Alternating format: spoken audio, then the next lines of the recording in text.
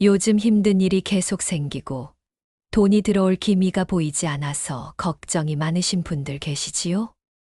오늘은 우리 조상들이 오랫동안 믿어온 보름달의 신비로운 힘과 집안의 대운을 불러오는 특별한 방법에 대해 말씀드리겠습니다. 보름달은 예로부터 우리 민족에게 매우 특별한 의미를 지니고 있었습니다. 달이 가장 둥글고 밝게 빛나는 이날, 우리 조상들은 소원을 빌고 정화의식을 치르며 새로운 기운을 맞이하였습니다.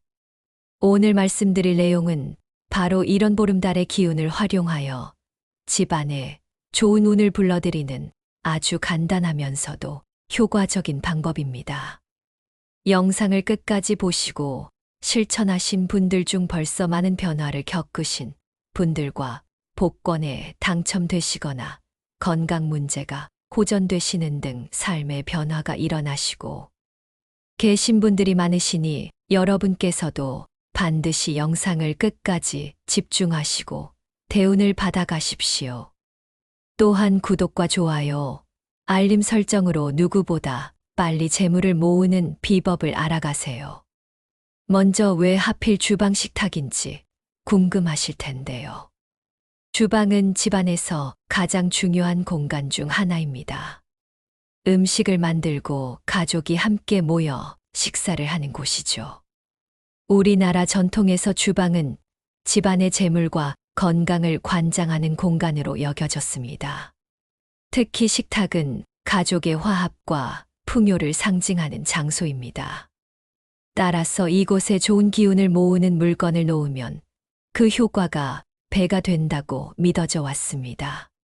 그럼 이제 보름날 식탁 위에 올려두면 대운을 끌어들이는 5가지 물건에 대해 하나씩 자세히 알아보겠습니다.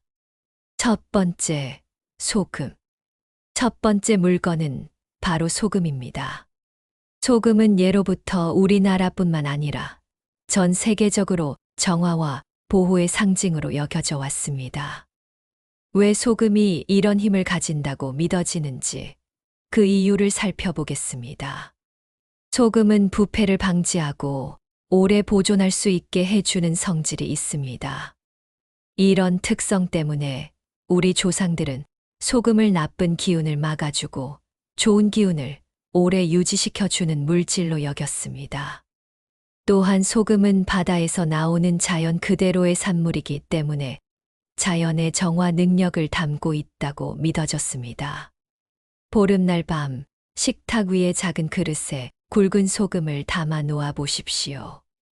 굵은 소금이 좋은 이유는 정제되지 않은 자연 상태에 가깝기 때문입니다.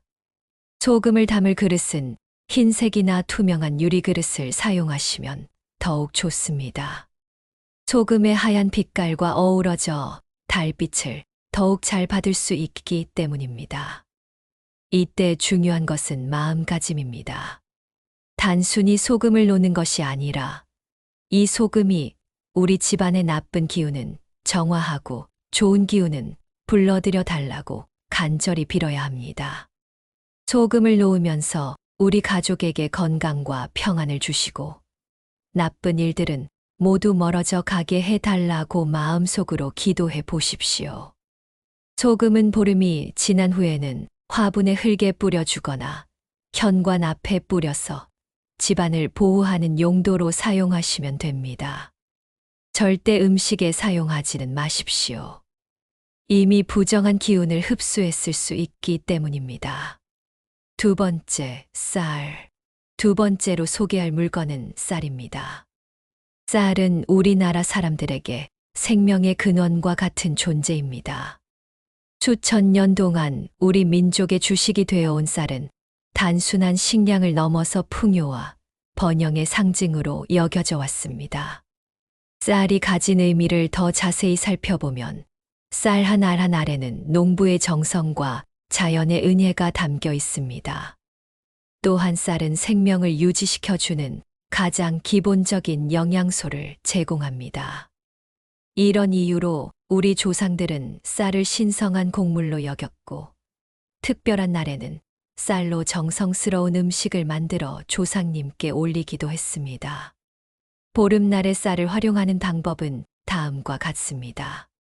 깨끗한 백미를 곱게 씻어서 물기를 완전히 제거한 후 작은 접시나 종지에 정성스럽게 담아 보십시오. 이때 쌀을 담는 모양도 중요합니다. 쌀을 동그랗게 수북하게 담아서 작은 산처럼 만들어 보십시오. 이는 재물이 쌓여서 산을 이룬다는 의미를 담고 있습니다. 쌀을 놓을 때도 소금과 마찬가지로 간절한 마음으로 소원을 빌어야 합니다. 우리 가족이 굶주림 없이 풍족하게 살 수 있게 해달라. 집안에 재물이 끊이지 않고 들어오게 해달라고 기도해 보십시오. 이때 가족 모두의 건강과 행복도 함께 빌어주시면 더욱 좋습니다. 쌀은 보름 다음 날 새들에게 나누어 주거나 마당에 뿌려서 자연과 함께 나눈다는 의미를 담아 보십시오.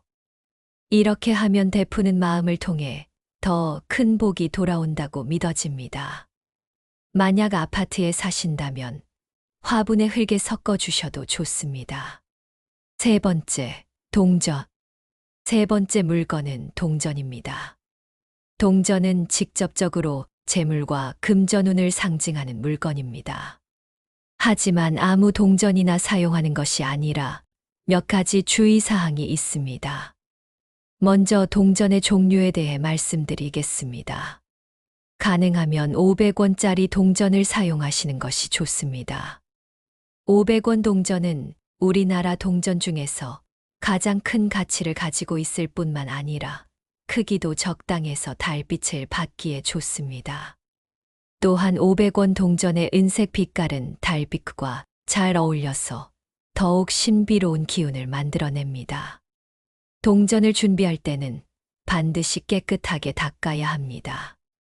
치약을 조금 발라서 부드러운 천으로 문지르면 동전이 새 것처럼 반짝이게 됩니다. 이는 단순히 깨끗하게 만드는 것을 넘어서 나쁜 기운을 제거하고 새로운 에너지를 불어넣는 의미가 있습니다. 보름날 밤에는 이렇게 준비한 동전을 홀쑥해 놓는 것이 좋습니다. 3개, 5개, 7개 중에서 선택하시면 되는데 홀수는 양의 기운을 상징하기 때문입니다. 동전을 놓을 때는 앞면이 위로 오도록 하고 가능하면 원형으로 배치해 보십시오. 원은 완전함과 조화를 상징하며 끝없는 순환을 의미하기도 합니다. 동전을 놓으면서는 정당한 방법으로 벌어들인 돈이 우리 집안에 계속해서 들어오게 해달라고 기도해 보십시오. 여기서 중요한 것은 정당한 방법이라는 부분입니다. 불이한 방법으로 얻은 재물은 오래가지 못할 뿐만 아니라 오히려 해가 될 수 있기 때문입니다. 보름이 지난 후에 동전은 지갑에 넣어서 항상 가지고 다니시거나 집안에 재물이 모이는 곳에 보관하시면 됩니다.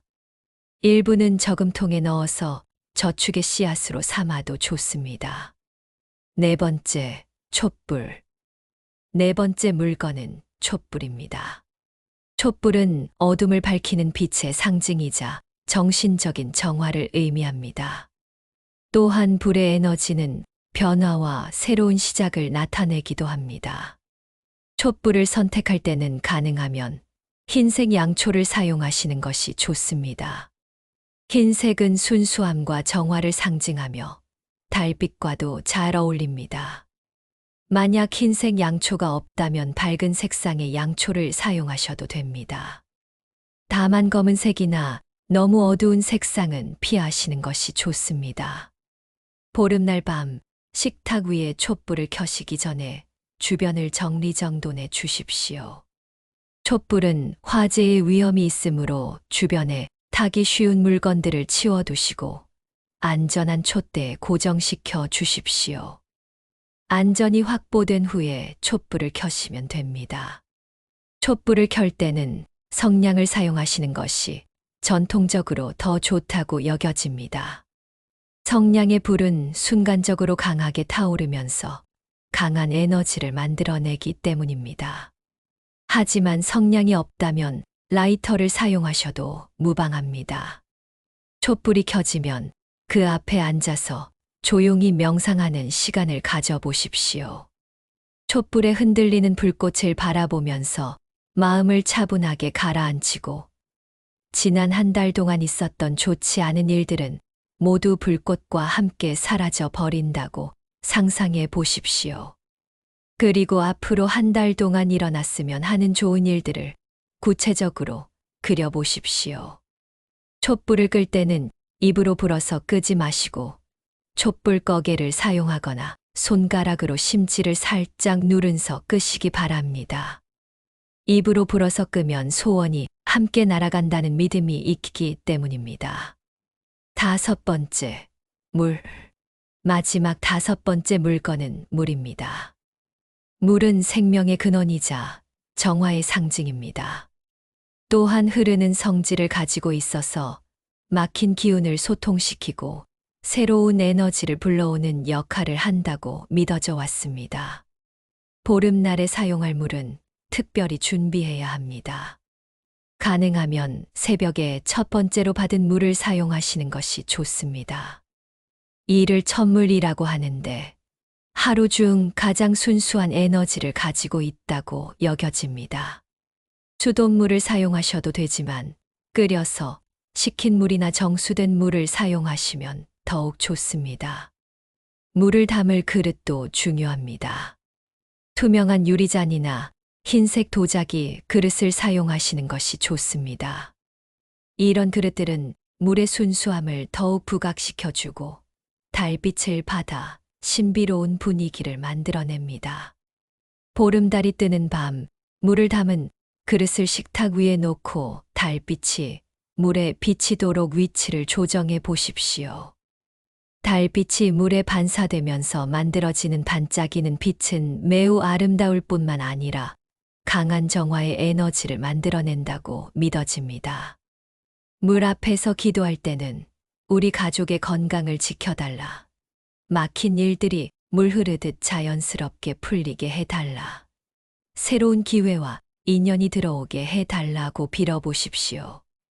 물의 유연하고 부드러운 성질처럼 모든 일이 순조롭게 흘러가기를 바라는 마음을 담아 기도하시면 됩니다.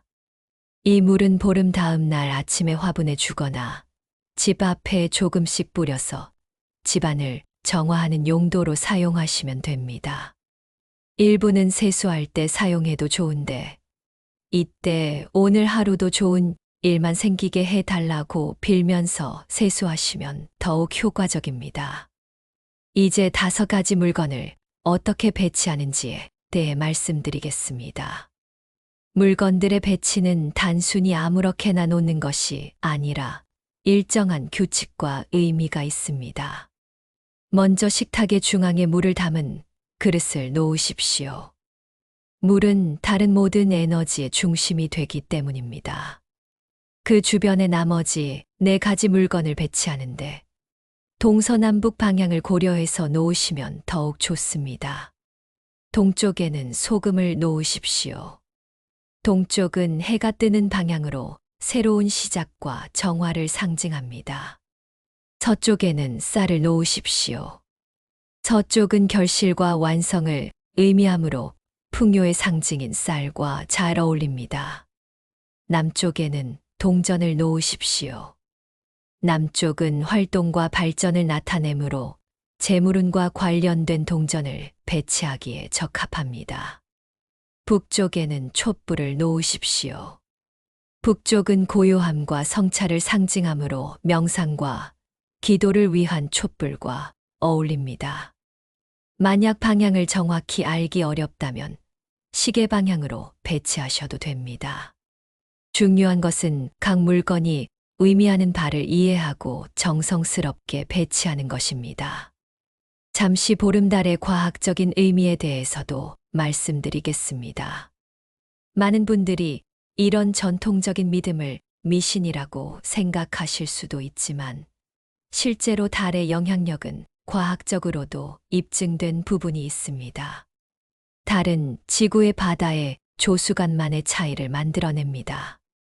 보름달일 때는 달의 인력이 가장 강해져서 조수간만의 차이도 가장 크게 나타납니다. 우리 몸의 70%가 물로 이루어져 있다는 점을 생각해 보면 달의 영향을 전혀 받지 않는다고 말하기는 어렵습니다. 또한 많은 동물들이 달의 주기에 따라 행동하는 것으로 알려져 있습니다. 바다 거북이는 보름달에 알을 낳고 일부 물고기들은 달의 주기에 맞춰 산란을 합니다. 식물들도 달의 주기에 영향을 받는다는 연구 결과들이 있습니다. 인간의 경우에도 달의 주기와 관련된 여러 연구들이 있습니다.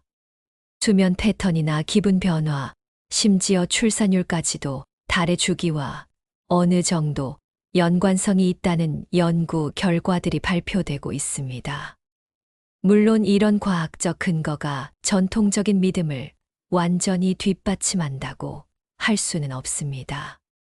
하지만 최소한 달이 우리에게 어떤 영향을 미친다는 것은 부정하기 어려운 사실입니다.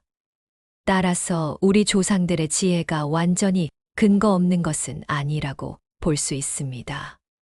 이제 이런 전통적인 의식을 현대적으로 어떻게 해석할 수 있는지 말씀드리겠습니다.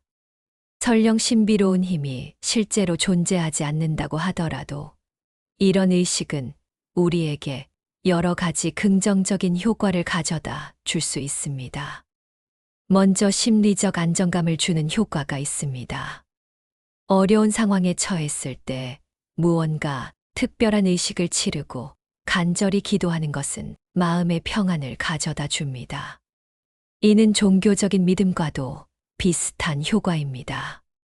둘째, 목표 의식을 명확하게 해주는 효과가 있습니다.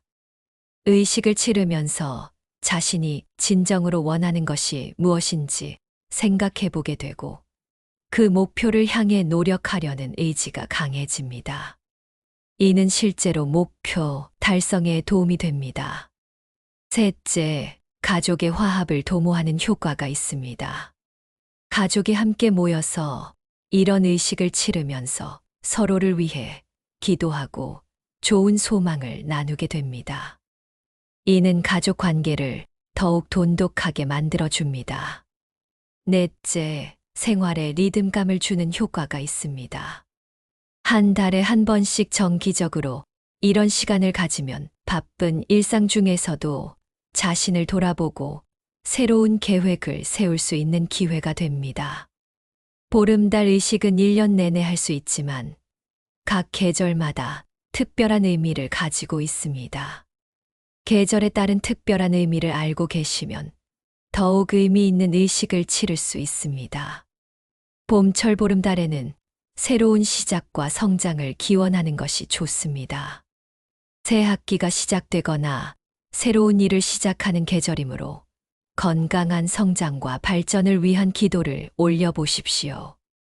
이때는 특히 푸른 잎채소나 새싹을 함께 올려두셔도 좋습니다.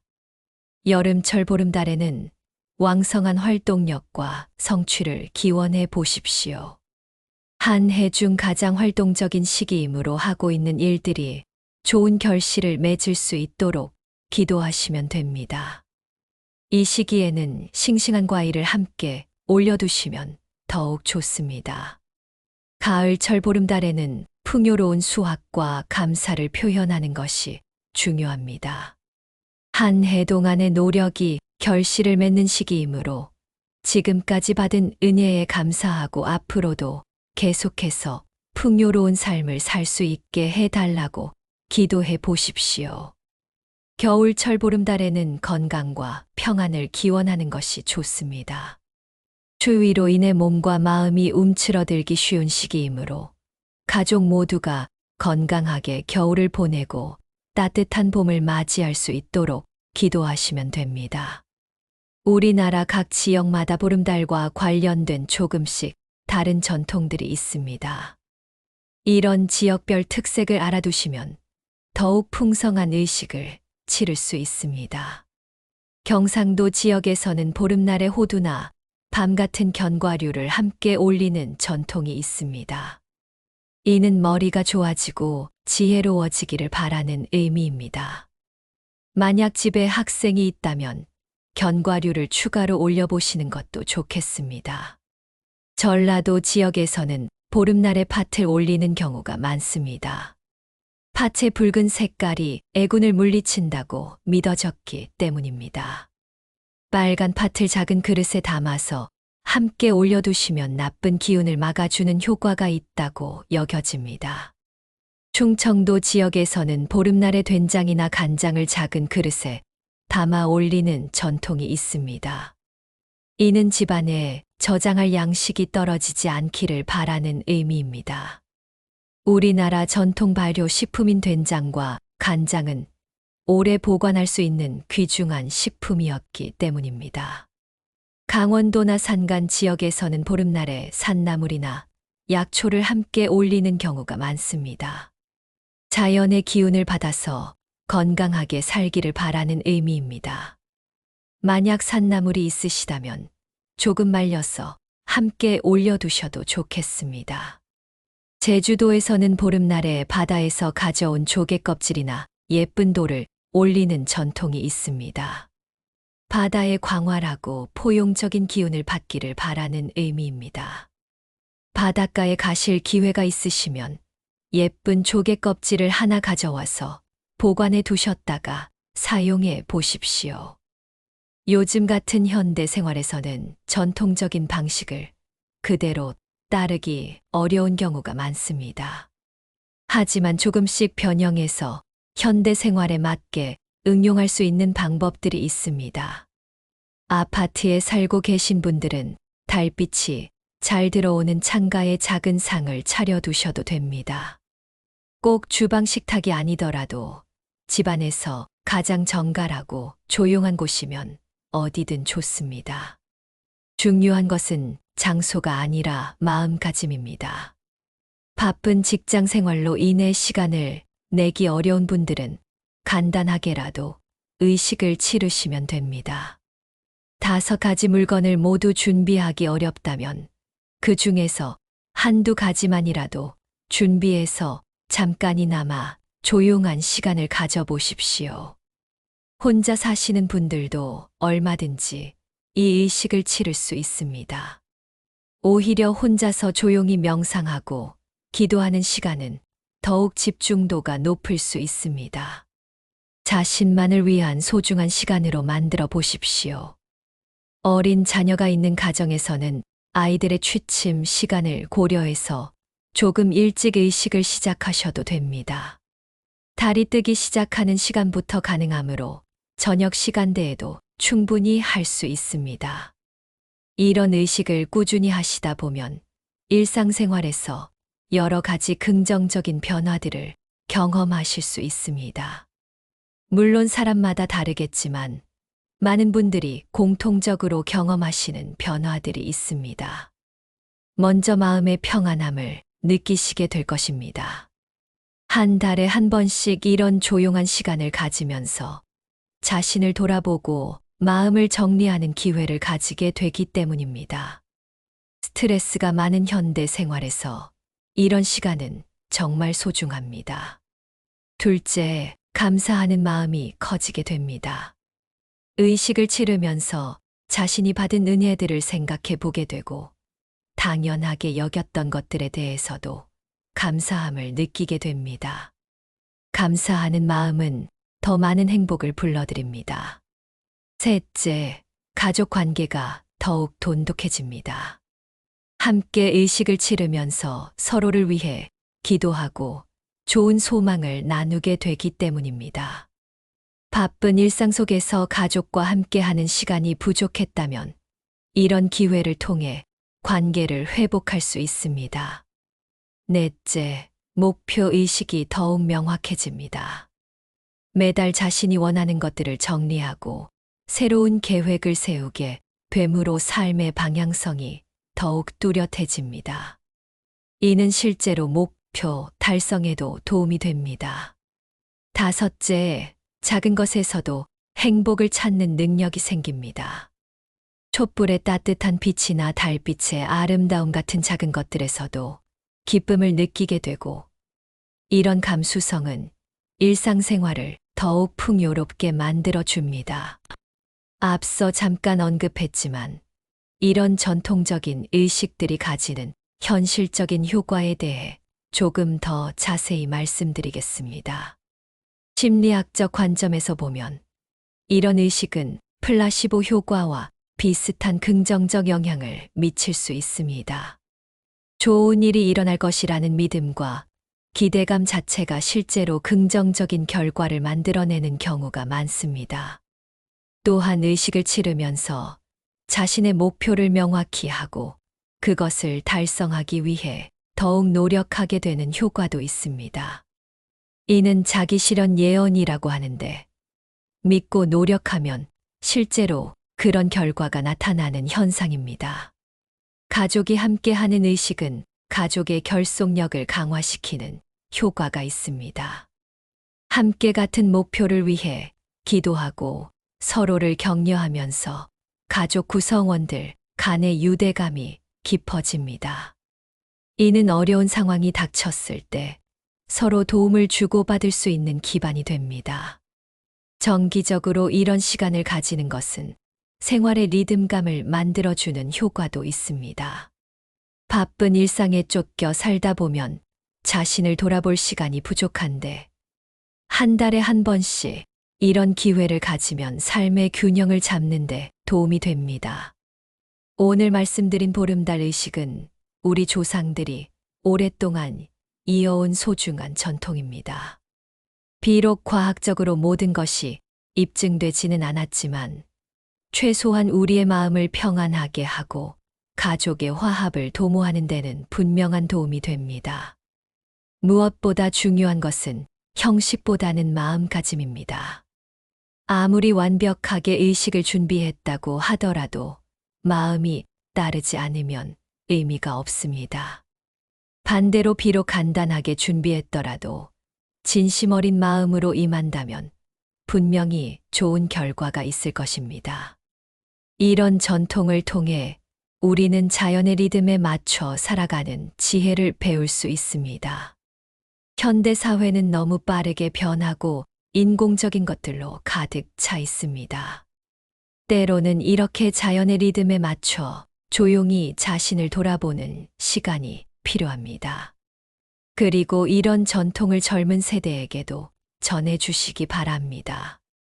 물론 그들이 모든 것을 그대로 받아들일 필요는 없습니다. 하지만 우리 조상들의 지혜와 자연을 소중히 여기는 마음만이라도 전해진다면 그것으로도 충분히 의미가 있을 것입니다. 비록 당장 눈에 보이는 변화가 없더라도 마음의 평안과 가족의 화합이라는 큰 선물을 받으실 수 있을 것입니다. 우리 모두가 건강하고 행복한 삶을 살아갈 수 있기를 진심으로 기원하겠습니다. 구독과 좋아요는 제작자에게 큰 힘이 됩니다. 또한 원하시는 바를 구체적으로 댓글로 남겨주시면 소원이 성취되도록 함께 기원하겠습니다. 감사합니다.